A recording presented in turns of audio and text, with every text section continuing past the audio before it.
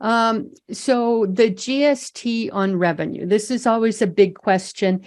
And certainly anytime I would get a new client when I was offering accounting and audit services to the sector, is one of the first introductory interviews or meetings we would have to get acquainted with each other.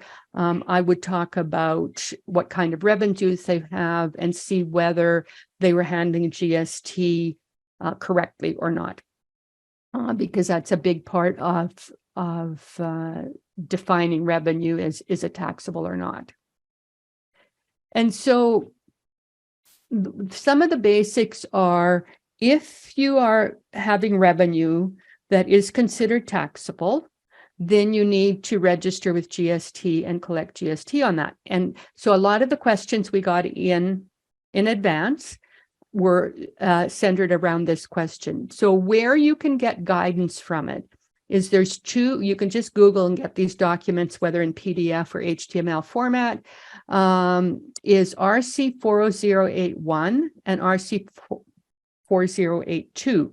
So the 81 relates to GST and nonprofits. The 82 applies to GST and registered charities.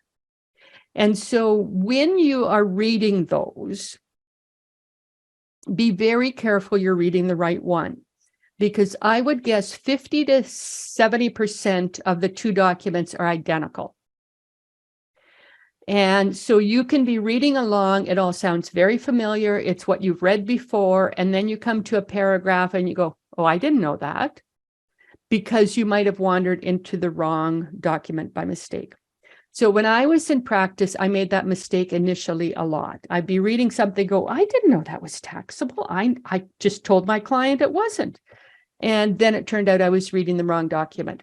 So what I did is I downloaded both of those into Word documents, and I saved one of them with one color font and the other one with the other color font, so that I made sure I knew I was reading the right one. Now, if you're only dealing with one type of entity, charities or not, then you just have to download it once and then you have the right one. And then I would go there rather than Googling the other one, Googling it online, because then you risk getting the wrong one. So as far as, I'm going to give you a rule of thumb, and rules of thumb are always dangerous, but I'm going to give it to you anyway. So if you're a nonprofit, the chances are that, other than donations and grants, which are never taxable, if you're a nonprofit and you have revenue, the chances are it's probably taxable. If you're a registered charity, again, donations and grants are never taxable, but if you have other sources of revenue, the chances are it's probably exempt.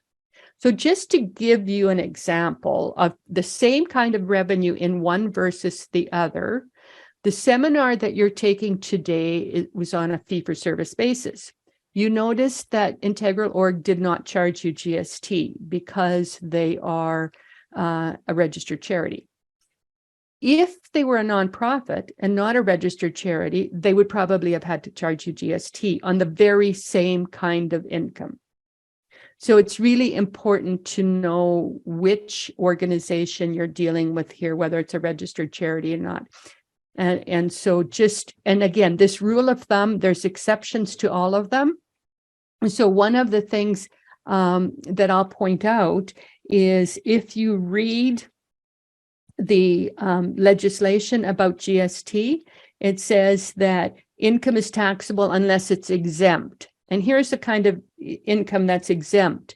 And one of them is fees and services collected by registered charities.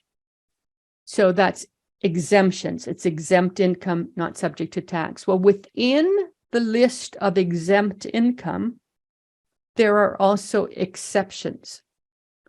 So things that you might think are exempt may be on a schedule of exceptions. So that puts it back into taxable.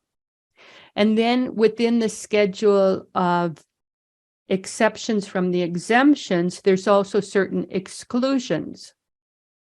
So you're looking at 3 or 4 levels of go here, no, now go here, no, now go here. And so it is quite complicated. And so if you think, so if you're confused, you're just normal. So, but start by some of the stuff you're doing will be obvious once you read the interpretation bulletin.